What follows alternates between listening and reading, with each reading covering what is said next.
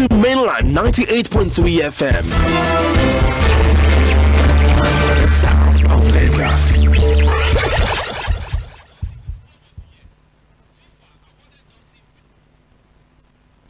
Mainland 98.3 FM, your number one radio. Reaching stars. The sound of Lagos.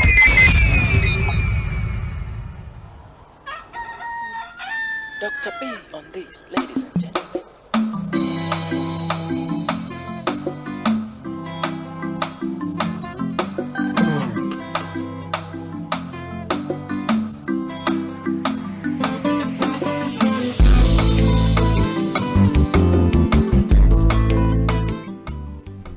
All right, welcome to It is Mainland 98.3 FM. Another day for us to do a review, dig deep into the manifestos of gubernatorial candidates in Lagos State.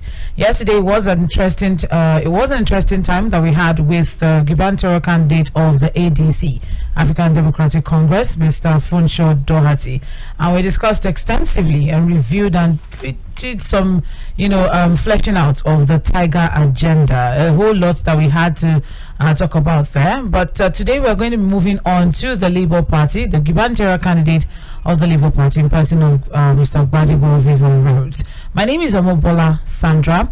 Deji is here again this evening. Deji Akikpelu, good evening. Hey, good evening. It's nice to be back. It's nice to be back in the studio here. All right. Day 2, reviewing the Labour Party manifesto for the city of Lagos. Mm-hmm. All right, and of course, Opeyemi Akiyode is also here in the studio. Ope, good evening. Well, good to be back. The business of keeping Lagos safe and successful is what we're going to be talking about for these next couple of days on this show. Okay, so let's just get straight to it. We already informed you that this is in 4 phases. Today is phase 2. On Friday, we'll have another phase, and by next week, Wednesday, we'll have the 4th and final phase of the manifesto review. Today, just as I've mentioned, we are going to be digging deep into the manifesto of the governorship candidate of the Labour Party, Mr. Gbadebo Rhodes-Vivour. But before we go in, I would also like to introduce his representative, person in charge of his his thoughts and policies, Mr. Emmanuel Oladipo. Yes, I got that correctly. Oladipo, Mr. Emmanuel Oladipo. Good evening. Good evening. Thank you. Good evening. Thank you for joining in. Hello? Yes, I said I'm currently here. It's a pleasure. Okay, thank you very much. Okay, so let's just get straight to it. We have just less than an hour to cover so much of all of this. It's a whole lot to look at. That's 10 focal points from what I've gotten here, and let's see what we have here. And majorly from what we're seeing here, we're seeing working on housing. We also looked at security. There's a whole lot that's been said about security. Another thing that we're also looking at, resolving Lagos traffic problems comprehensively. Also looking at the thought of, by building 4 new rail routes in 4 years. I'm not even going to dig deep into that one yet, because that is actually something that before we came on air, it was something that my colleagues and I were having a conversation on how capital intensive that is going to be.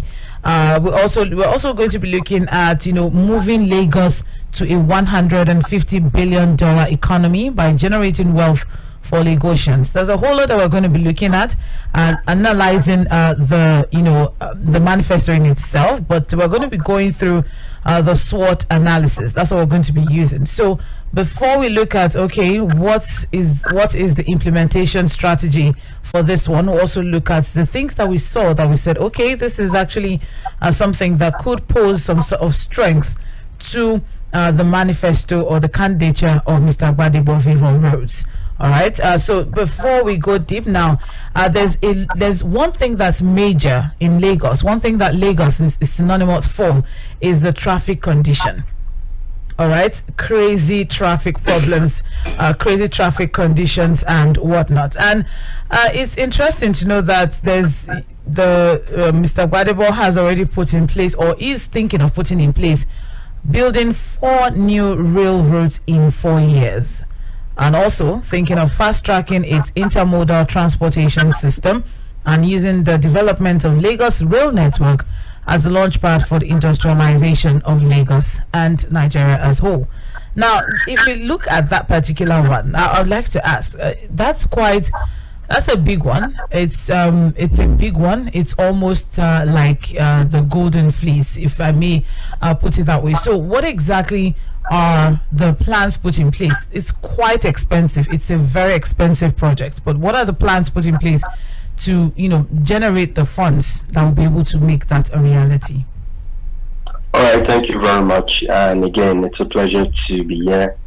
So when you look at Lagos State, a major thing that, like you've touched on, is the fact that traffic problems are like at the core of some of the real challenges that have been battling with Lagos State development agenda, and that means that before you can be able to address some of these traffic and transportation issues, you need to have a proper ambitious plan. Now, a lot of people will recognize the fact that to achieve these 4 new railroads in 4 years is something that is impossible. But what we are seeing is something that is actually possible, and this will be leveraged on the existing plan that already that is in place for this new railroad. However, this needs to be done in a way where it is transparent. The funds that you use to drive it are funds that are actually also available. All that is needed, to a large extent, is that transparency that currently does not exist. And some of these funds, for instance, you have the climate change funds that actually are in existence, but you just need to be able to tap into, this capital that needs to, that is accessible to different governments. You also have like cross-funding initiatives. If you go deeper into this manifesto, you'll see that there are, aspects around cross-funding, like for instance, giving funds from luxury housing, funds that are actually generated from what developers are building in eyebrow areas, and other, very interesting cross-funding initiatives that can actually fund this kind of project. You also have international partners that are willing to partner with you, but again, what is needed is that transparency. You see development finance institutions that are willing to come on board, but when the transparency isn't there and there is no good, governance, plan along the projects that you are actually envisioning, then that becomes a challenge. We also have like the open government funding. I think that is done by EU. It's like a tripartite arrangement, and that requires again a government that is transparent. So there are different, funding initiatives that are available. It's just to be able to clearly have this plan well articulated, and that will require a lot of, technocrats coming into the picture, positioning this plan. This is a vision. This is something that is achievable, and that is how, we plan on ensuring that we can execute on this project. All right, but in all of this that you have mentioned now, what about the rural dwellers?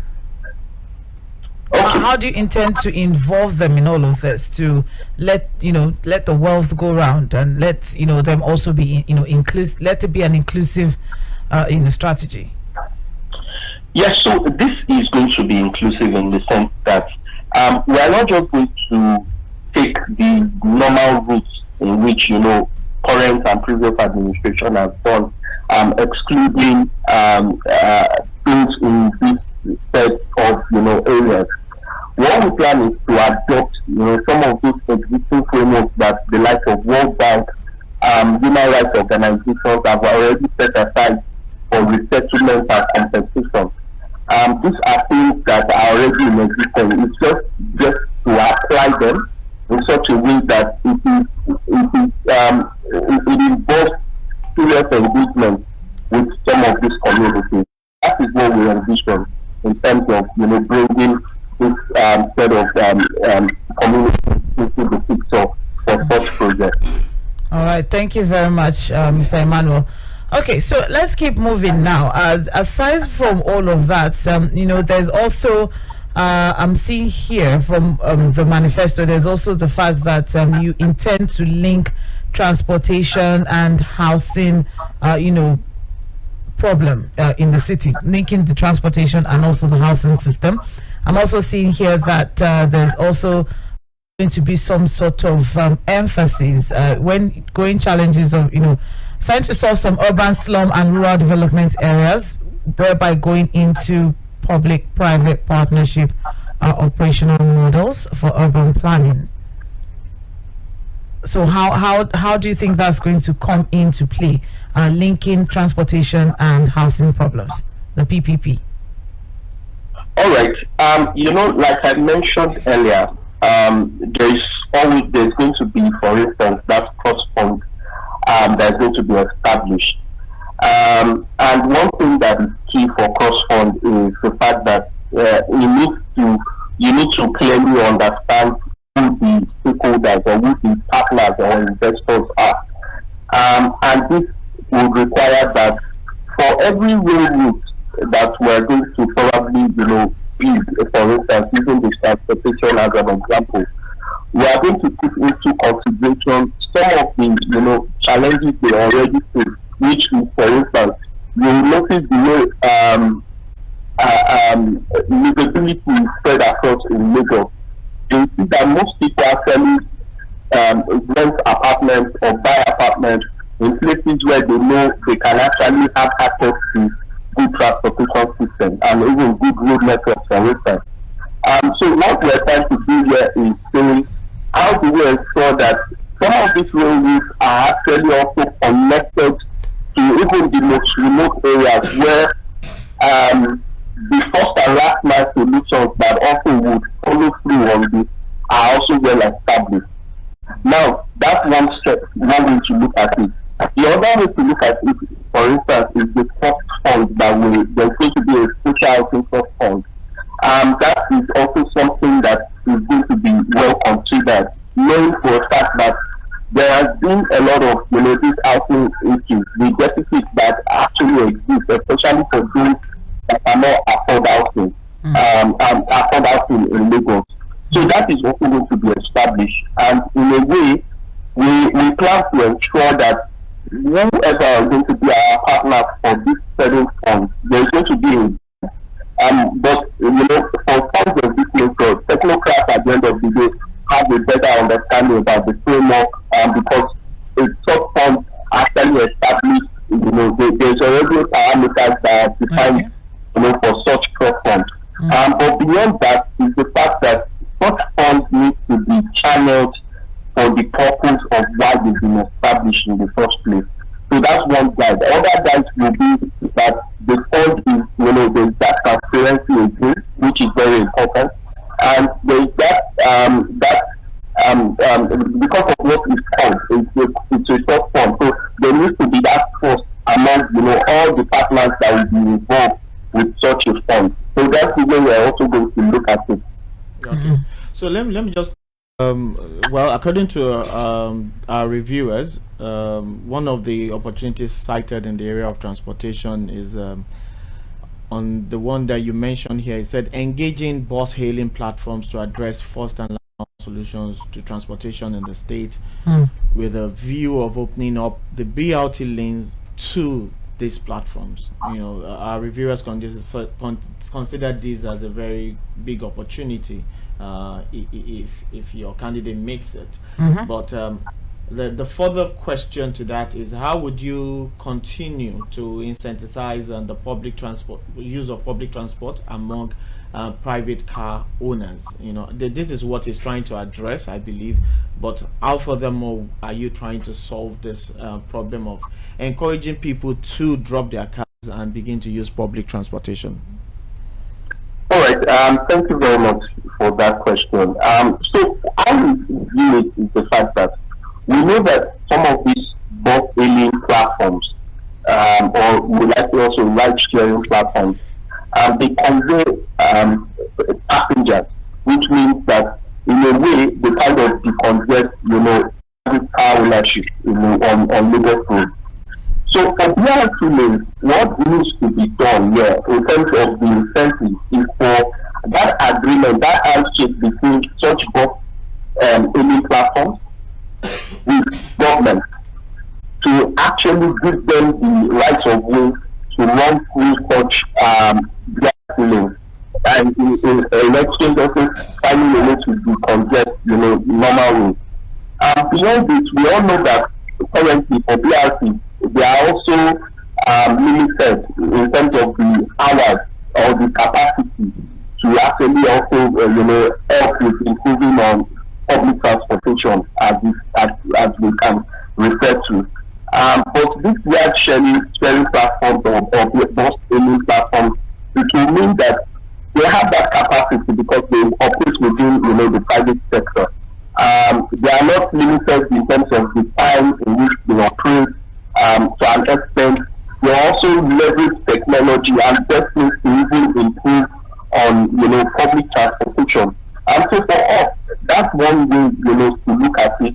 Another way is to look at it as a better form of, improving on public transportation and ensuring that the private sector actually are active participants, especially in areas where we think that there's still a lot of room for improvement when we look at, areas like public transport using the BRT lane as a reference point.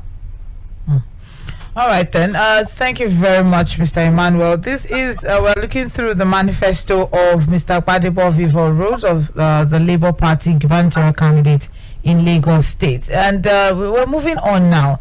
There's also an opportunity that our researchers saw in the manifesto, which is to grant security of tenure to facilitate financing, while the community, agrees through signing a commitment to upgrade their area within a 3-year time frame, of course extendable in 3 years increments only for good reason. However, this is a good one, yes, but then can you expand on what you expect affordable housing for the people to come from? Sorry, please, can you rephrase that question again? All right, I will take it again. Thank you very much. All right, so as regards, security of tenure to facilitate financing, and while the community would agree to, commitment to upgrading their area within a 3-year time frame, that's from your manifesto. All right. So, can you expand on what you expect, or where you expect affordable financing for this to come from? All right.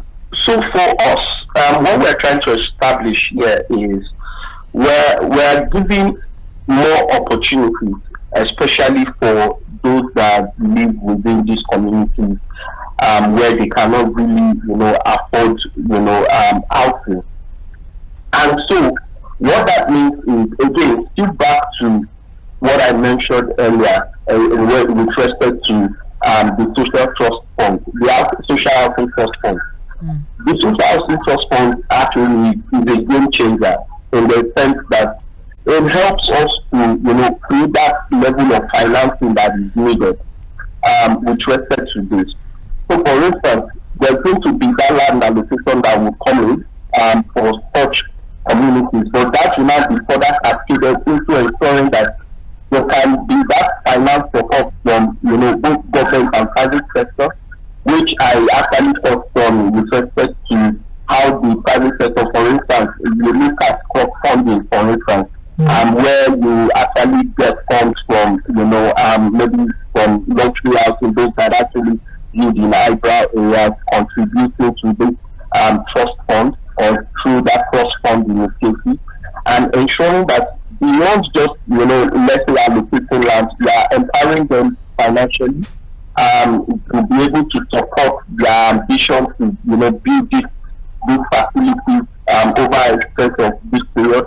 And also, not just that, there is also going to be the developers that will try as much as possible to incentivize, to enable them, also to enable them and create those opportunities that affordable housing using, this particular model that we've identified.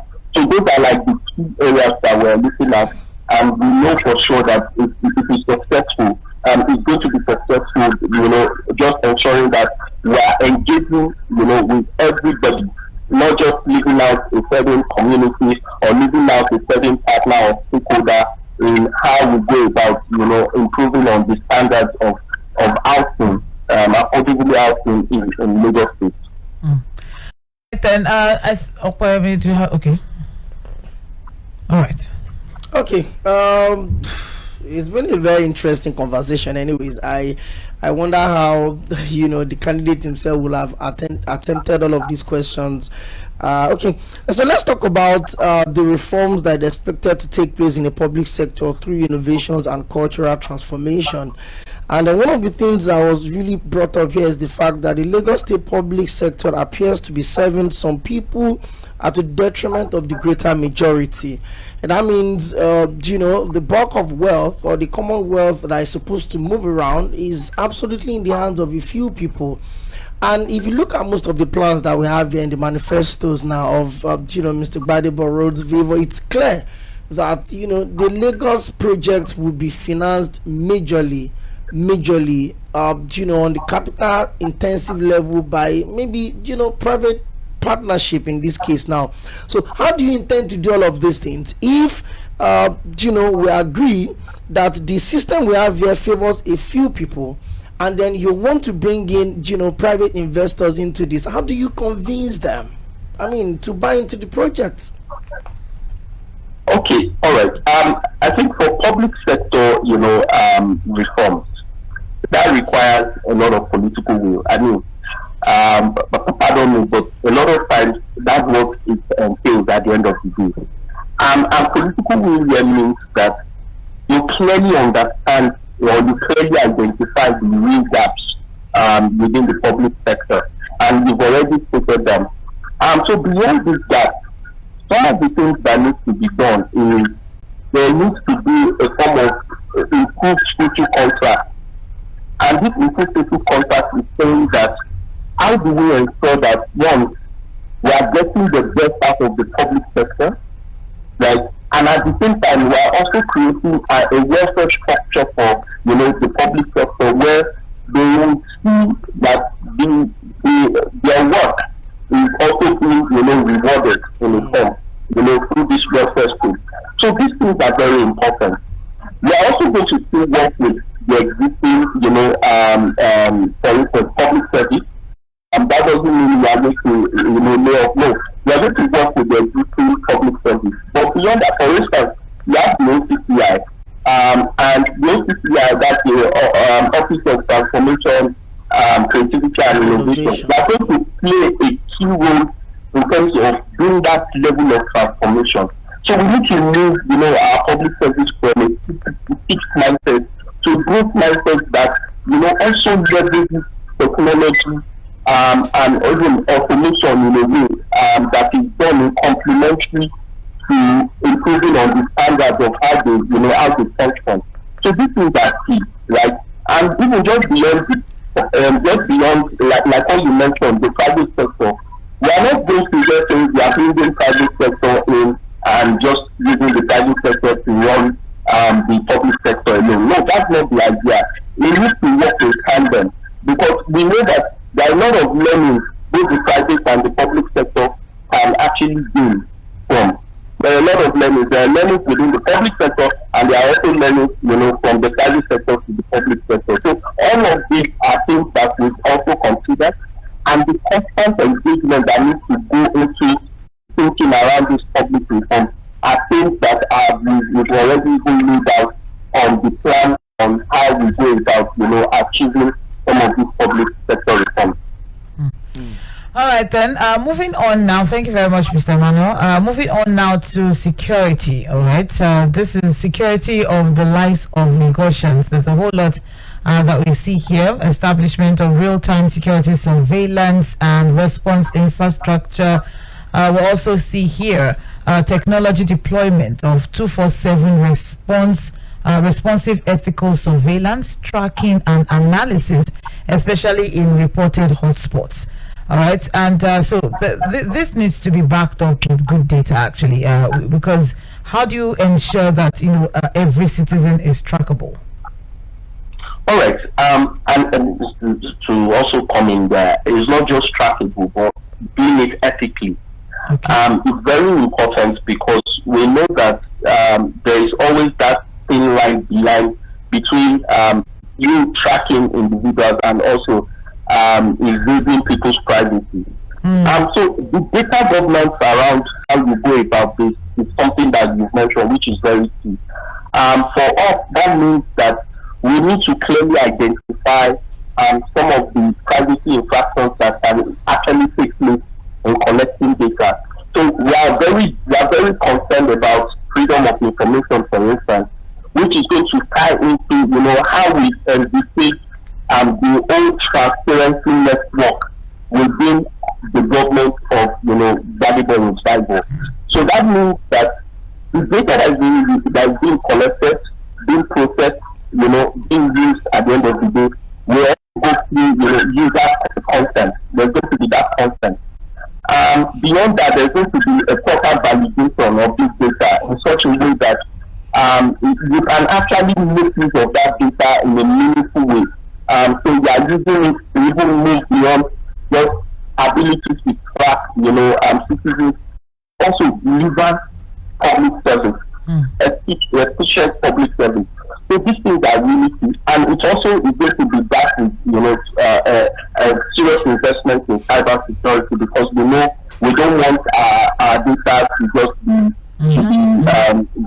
act or exactly. So those are things that we've thought through, and we know that we'll be able to achieve this based on what we've already have, set out.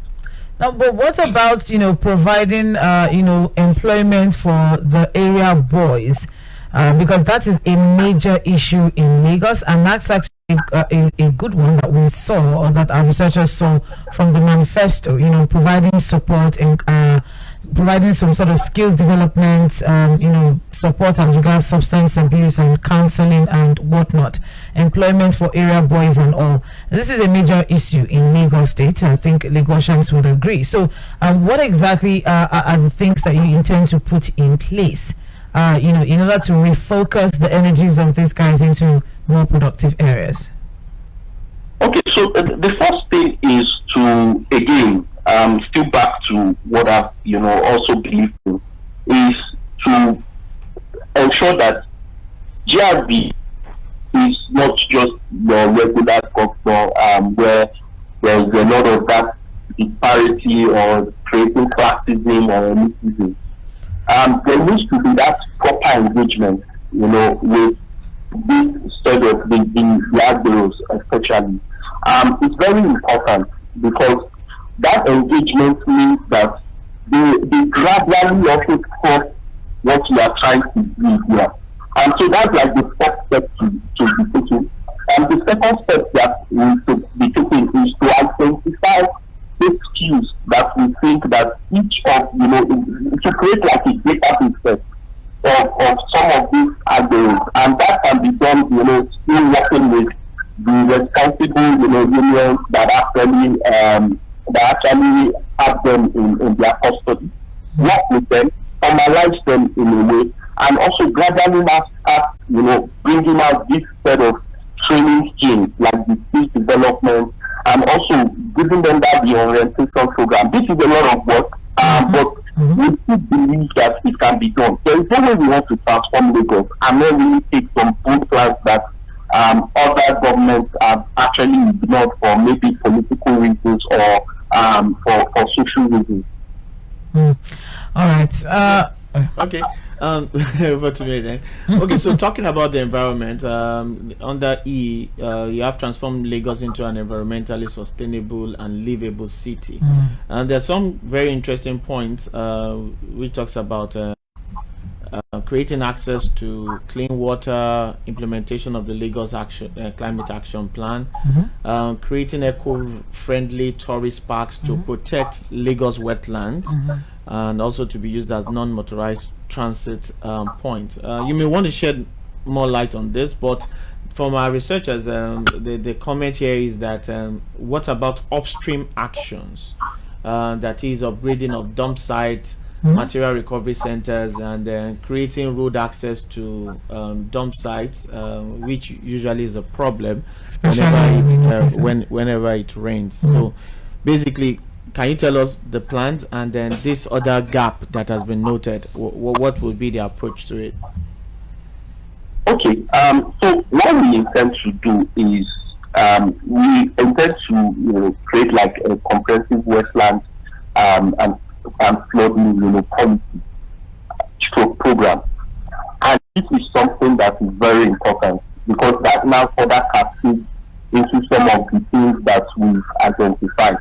So it might come in pilot cases, for instance, where you identify certain sections within Lagos State that you can actually, start the wetland program on.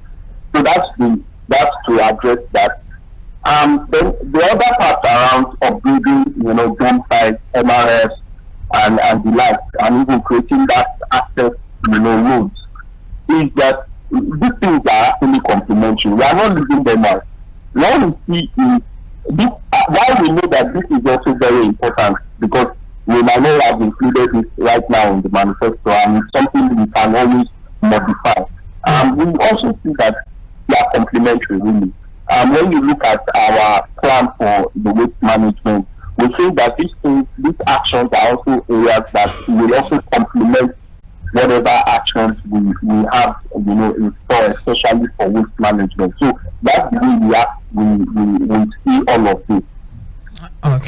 Okay. Let's talk about one other thing, which is accelerate Lagos as a center for quality education and smart learning. And I mean, from what we have in the manifesto, it's on record that Lagos is having a current population of about 20 million people, with well over 1 million that are unemployed, with a poverty rate of about 8.5%, and there's a projection that it could be the most populated city by 2100, which is really scary. But now let's talk about most of the things here. You talked about the major gaps, outdated curriculum that does not ensure quality education at international standard. You also talk about the teacher reward system, which is poor and does not align with the success of students at school, especially at external exams like WAEC and all of that. How do you want to put in side by side a workable system where education is going to be very key in Lagos, and not just formal education? Now we're talking about having a system where even while you're in school, you're learning something that could help you to stand well, skill development, acquisition. How do you want to bring that into the system? Okay, so what we plan to do is firstly we are looking at a possibility, we are looking at a place where, for instance, like you mentioned, the teacher reward system is something that needs to be highly considered, right? We are also looking at the fact that we want to be able to create, we want to be able to create infrastructure, especially for areas, for areas where we know that the public schools to a large extent have been marginalized. So where we know that they don't even have the basic amenities for schooling. So we've been able to set certain studies that have been carried out, especially independent studies that look at these areas. However, beyond that is to also identify the fact that when we look at even primary education, we want to be able to bring in the local government into the picture. Okay. Now, and to achieve that means that we need to now start looking at how best do we improve on government administration. This is just using it as an example. And that is one very major issue that even Gbadebo himself is well aware of, and is something that is actually key on improving, especially when it comes to local government administration. So these are things that we've clearly identified, and we know that it is achievable when we look at especially schooling. So I'll just talk about that. All right, but still on education, I'm going to take you back a little bit. I mean, first is the quality of teaching schools. All right, being below par. When you said that you will engage and you capitalize private schools in low economies to immediately accommodate out of school children. What about the quality of teaching schools when you start building sustainable infrastructure? But then another thing that I also like to push alongside that is one of your action plan is to redesign and resource e-learning to cover 100% of public schools. Don't you think this will be a challenge if students do not have the resources to continue this e-learning at home? Because there's a saying, practice makes perfect. I'm in school from 8 to 4 p.m. and I get my system in school. I'm able to do my work. And I get home and I don't have access to it. So don't you think it will be a challenge in that area? Well, I don't see it as a challenge because this is supposed to be a short to medium term, plan. However, there's still going to be a lot of investment in the infrastructure for learning as we move forward towards completion of the 4 years term. That's one way to look at it. In terms of also the quality of teaching, again, this is complementary. We know that the teaching standards right now as it concerns Lagos State is actually very poor.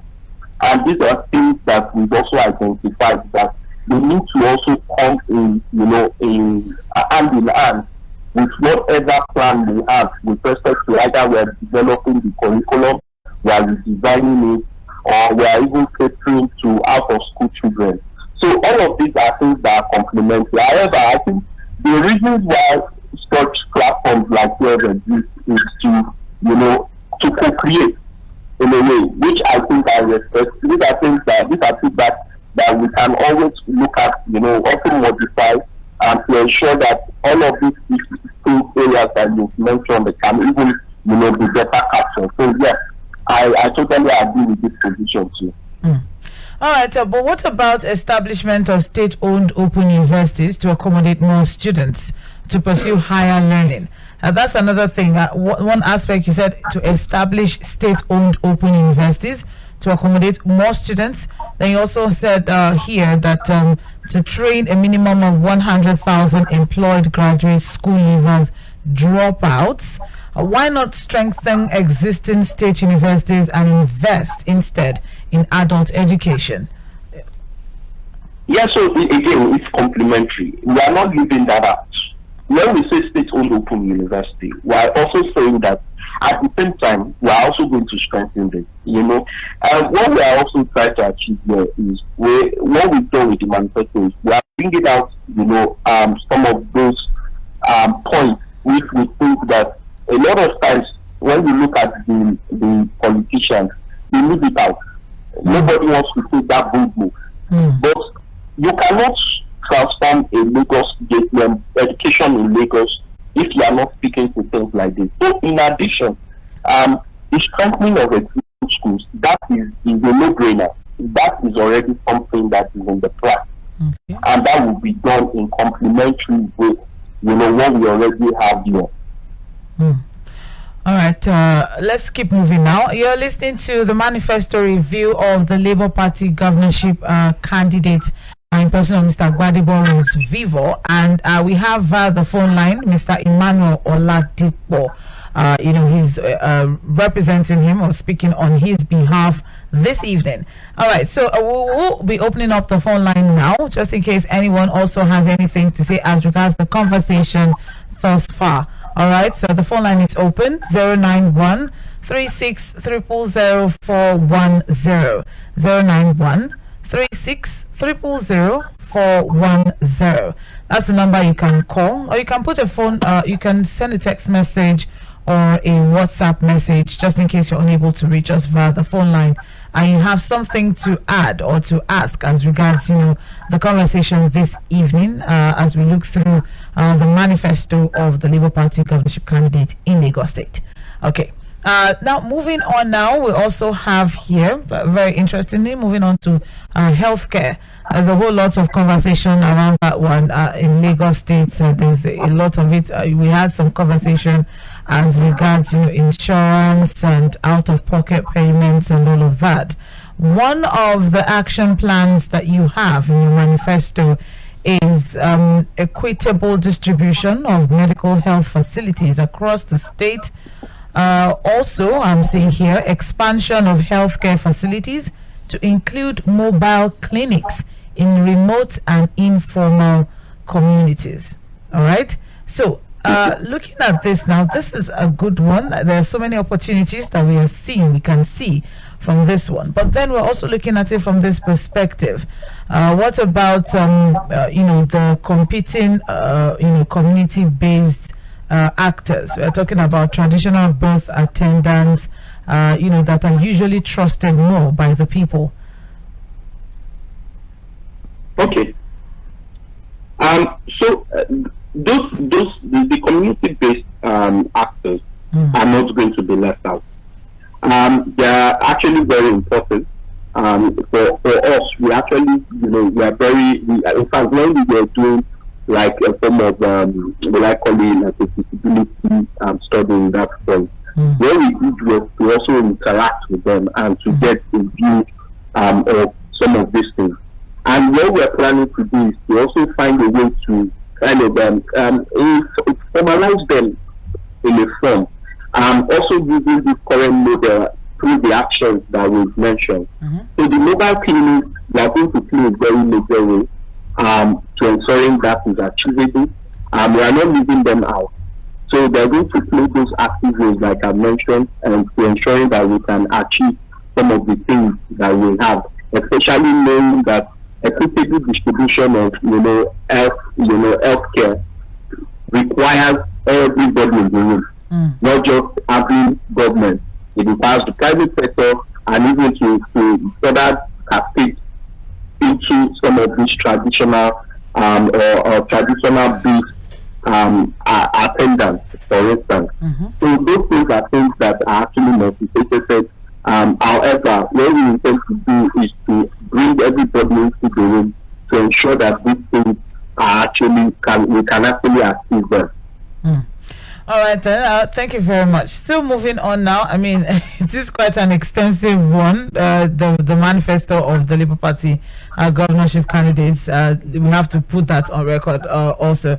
But let's keep moving.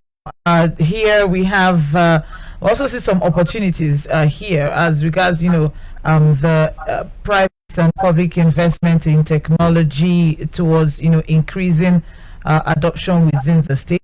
We see here that there's the action or the plan to establish a technology park, all right, with keen interest of partnering with the private sector players willing to serve as developers and operators, to ensure technology startups can benefit from both fiscal and non-fiscal benefits.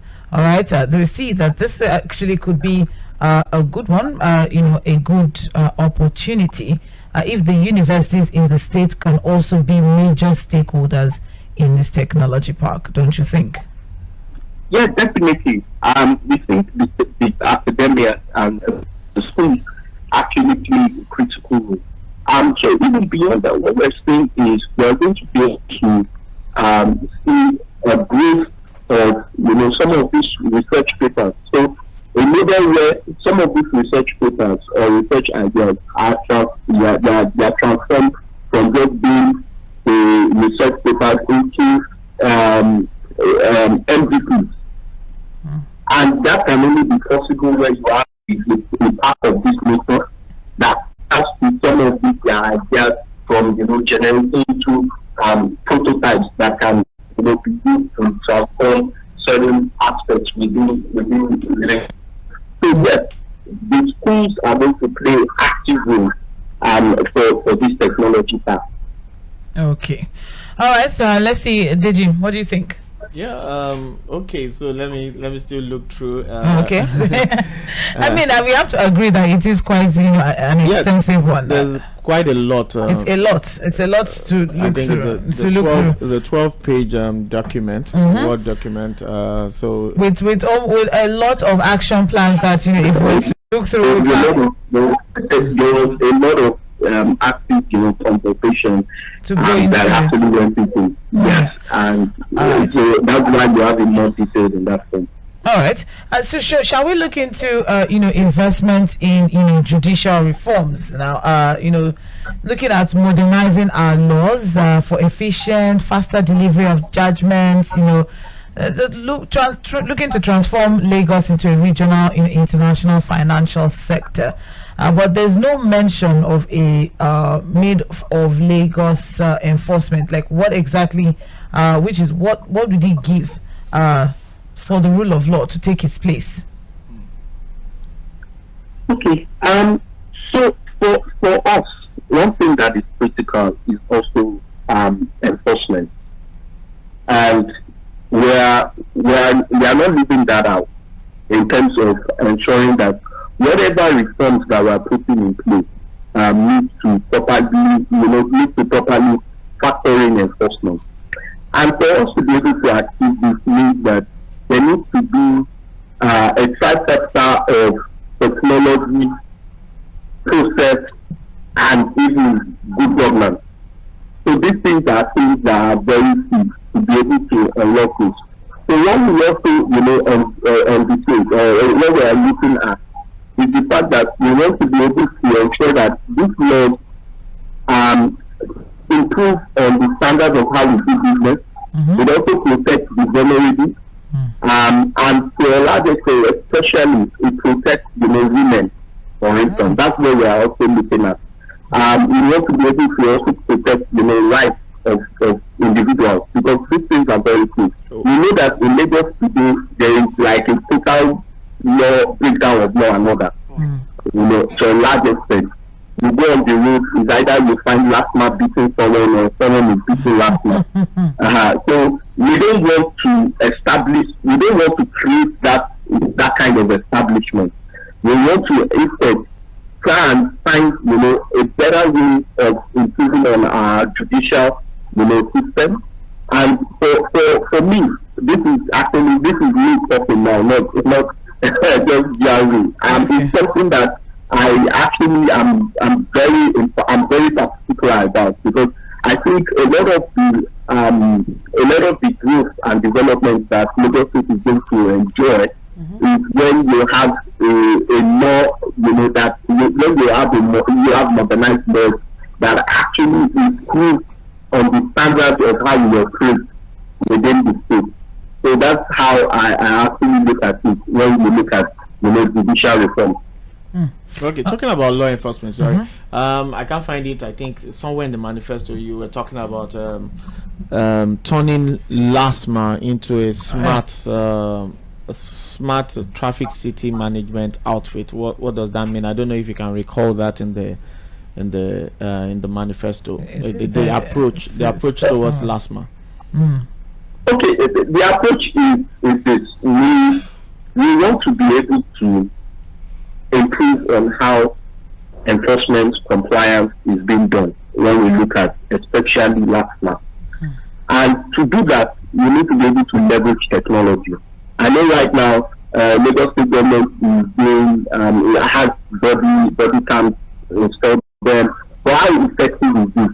Doesn't this also promote unethical surveillance? So what we are doing is to also find a way to leverage technologies, tools such as artificial intelligence, for instance, where you can actually study patterns of some of these officials, ensuring that they can have unique identifiers that are actually applied to each of these officers. And beyond that, is to also look at a lot of retraining that needs to be done with respect to how they interact with the citizenry and how they ensure that compliance is achieved without you having to use force. Also, there's going to what we are looking at is our ability to also employ more last mile teachers. And at that point in time, when we are employing these last mile teachers, all of these things that I mentioned before will be things that will impact them in a way. And also they can also serve as some of our ambassadors to improve on to jumpstart that transformation that will require for LASMA to be that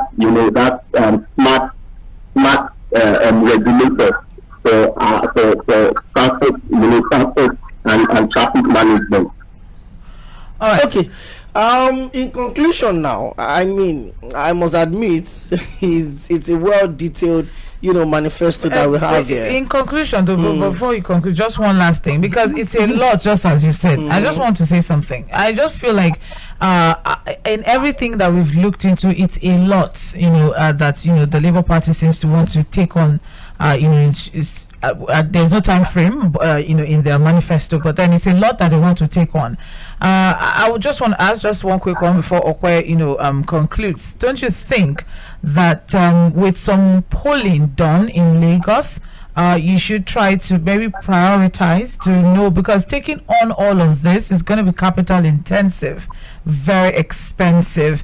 We don't want a situation where projects are abandoned and then there's no continuity and all of that. So don't you think, to be able to actually hit major areas, taking some sort of polls to prioritize which should come first should be done?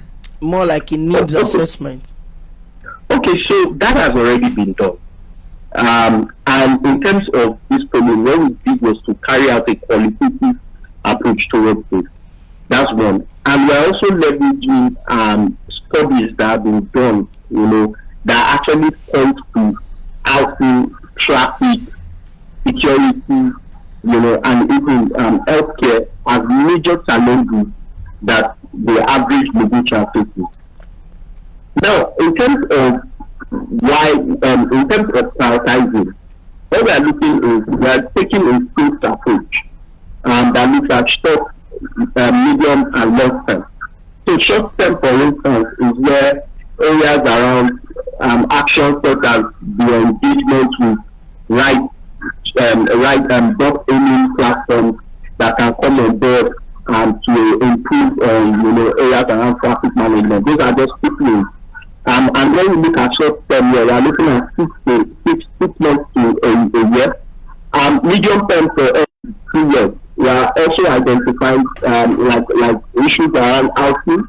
We are identifying issues like healthcare and even education. And for long term takes into consideration from short to long. So that's where the launch part, which is the real project, comes in. And this will require that folks are well used. So, and that's why when we hear Glasgow, we always echo transparency. Transparency finds a way to impact every aspect. It impacts aspects like efficient public service delivery. It impacts aspects like quality of life.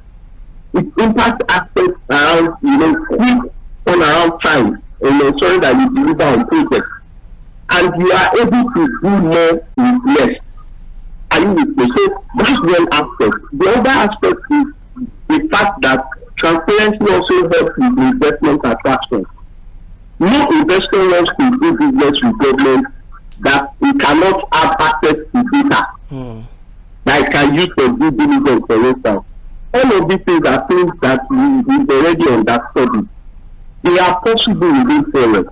We just need to be as much as possible practical and at the same time transparent and inclusive in our approach. So I think I'll just end it there. All right.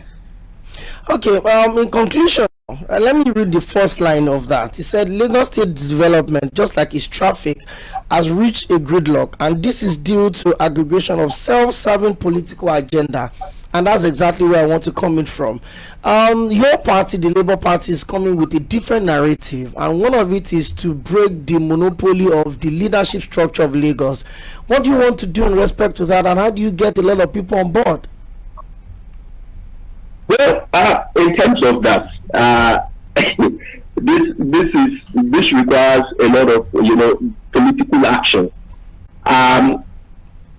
You can only achieve this when you clearly have a plan, and that is why this manifesto exists in the first place. To do that, like to break that monopoly, that requires that means you want me to start revealing the secrets of what we intend to do in terms of an external. Well, our strategy is clear and it's open to everyone. Is that we are doing a lot of engagement with several kind of communities where we know that they are actually very important, in terms of the business. We are also, and that's why when you find this manifesto, it is detailed because there is no way as a Lagosian with one part or two parts within this manifesto does not impact it. There is no way. So it's about telling this thought and ensuring that we can get as much votes as possible and improve on the standards of living for all Lagosians. All right. Thank you very much, Mr. Emmanuel Oladipo. Thank you. It was quite, a very, very comprehensive one we had this evening. I think we can wrap things up at this point. Thank you, Mr. Emmanuel from the Labour Party, and the journey continues. We hope to have we hope to discuss the themes agenda of the APC government of Lagos on Friday. Then next week, Wednesday, we should be looking at the manifesto of the PDP. This has been brought to you by Rethinking Cities with other partners organizing this: University of Lagos Center for Housing and Sustainable Development, GLDF, Global Leadership Development Foundation, and the Political Change in African Cities called PACE, in collaboration with Erich Boss Trigger Nigeria, helping us to have this conversation. The researchers are from the University of Lagos Center for Housing and Sustainable Development. This particular episode has also been supported by Sakofa. Big thanks to Dr. Temila Deshason for doing a very lovely review of the manifesto too. So looking forward to be back here on Friday to look at the other two political parties. I think it's been an engaging discussion, and wish Lagos the best. Yes. Thank you. All right, that's it. And in a few minutes, of course, Telemore will take on the booth. All right, stay with us. This is Tell Mainland 98.3 FM. Stop paying attention to the hustle and bustle of Lagos. Take a chill pill. Problem, the feeling. Calm down, calm down.